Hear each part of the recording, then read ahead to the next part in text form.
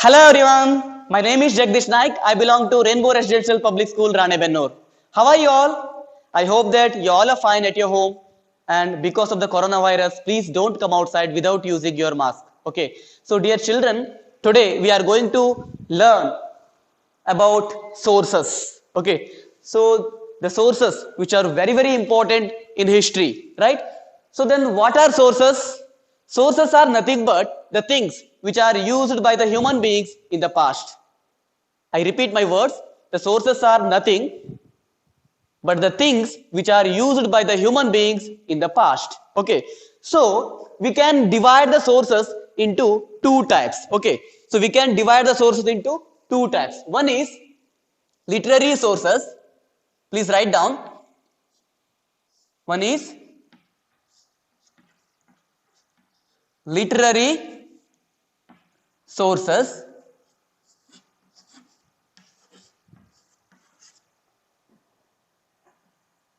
and second one is archaeological sources. Write down, please write down. Archaeological source. I'll write downside. Sources. See, we can divide the sources into two types. One is literary sources and second one is archaeological sources. Okay. So, today we are going to learn about only the literary sources, not the archaeological sources. Today we are going to learn about literary sources. In next class we are going to learn about archaeological sources. So today's class we are going to learn about literary sources. Okay. In literary sources, once again, there are two types. Okay. Written literature and oral literature. Right?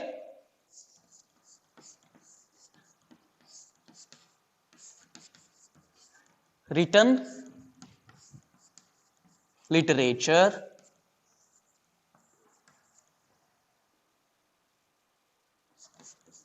and oral literature.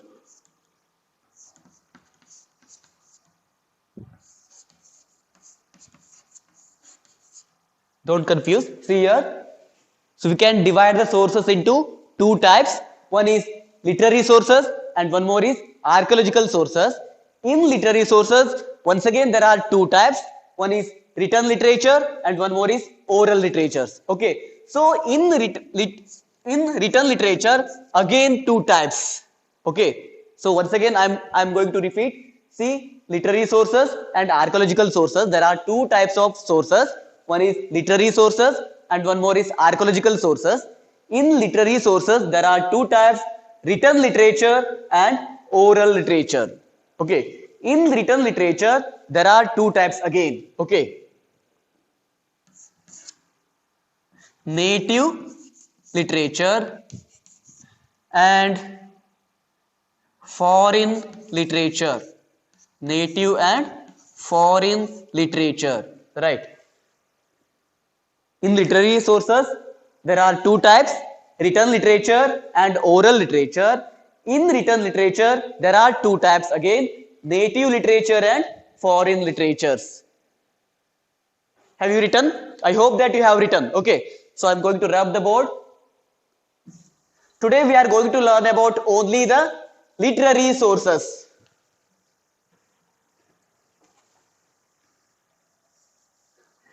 In literary sources, the first one is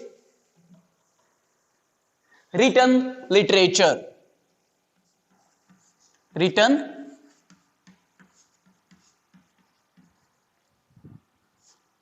literature. Right.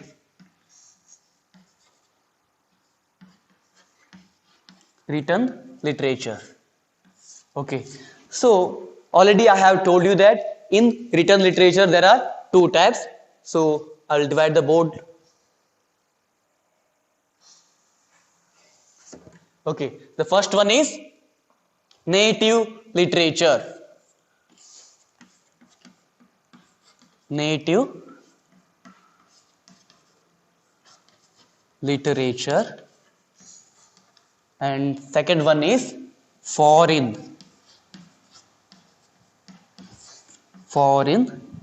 literature.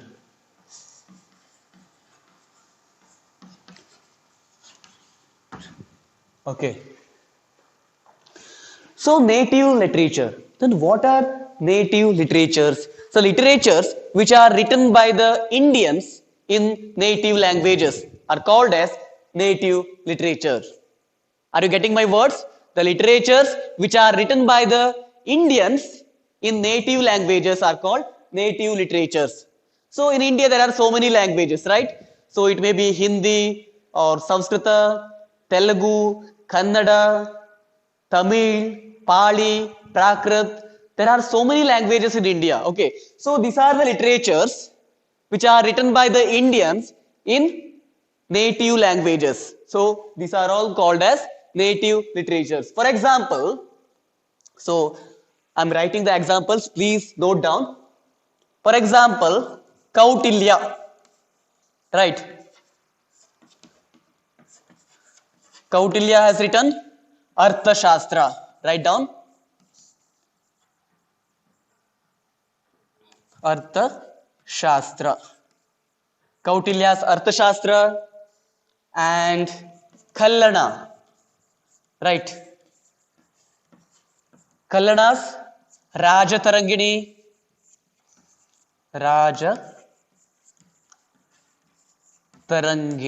Kallana's Rajatarangini and King Hala. He was the seventh king. King Hala.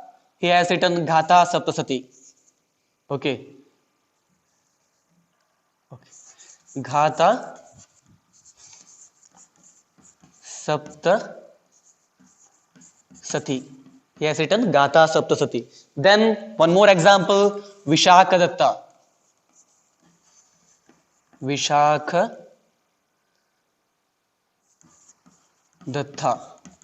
He has written Mudra Rakshasa.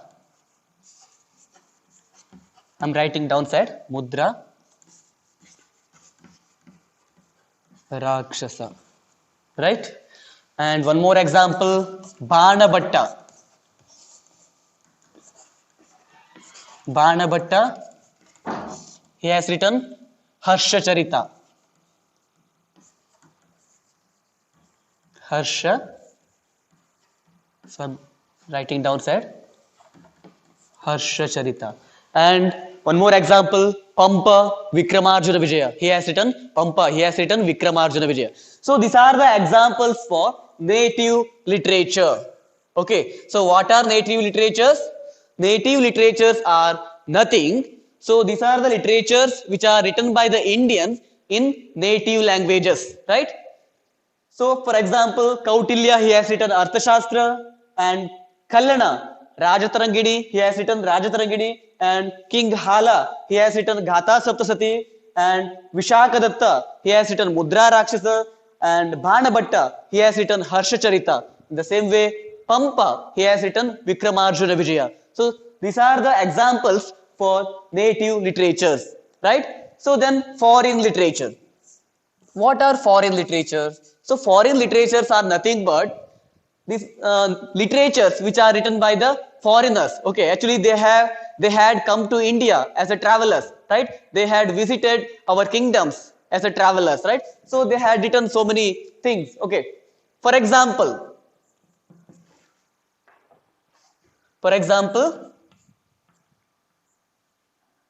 Fayan.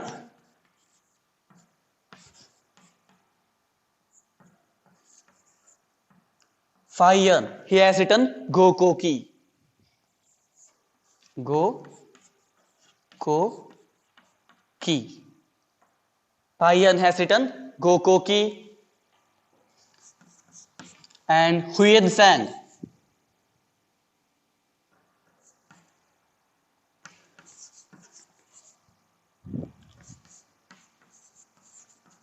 Huyen Sang, he has written Siyuki. Right? So Fayan, he has written Gokoki, and Huyen San, he has written Siyuki. Okay, go. GHO. Okay. Yes. Fayan has written Gokoki, Huyen-sang has written Siyuki, and Ptolemy, right?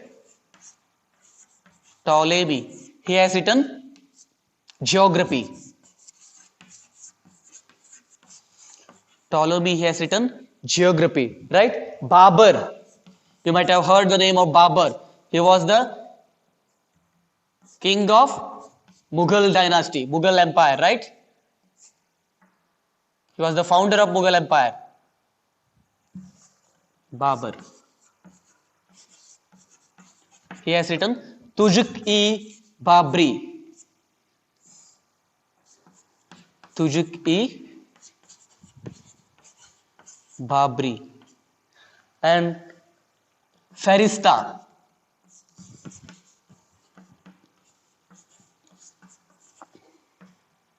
Please write down. I hope that you are writing. Ferista. He has written Tariq-e-Ferista. Tariq-e-Ferista. Okay. So these are the examples for foreign literature.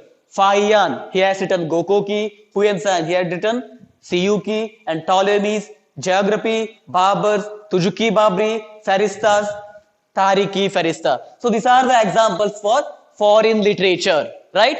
So again, I'm repeating. In written literature, there are two types: native literature and foreign literatures, right? So in native literatures, Kautilya's Arthashastra, Kalana's Rajatarangini, Hala, Gata Saptasati, Vishakadatta's Mudra Rakshasa, Bhanabhatta's Harsharita.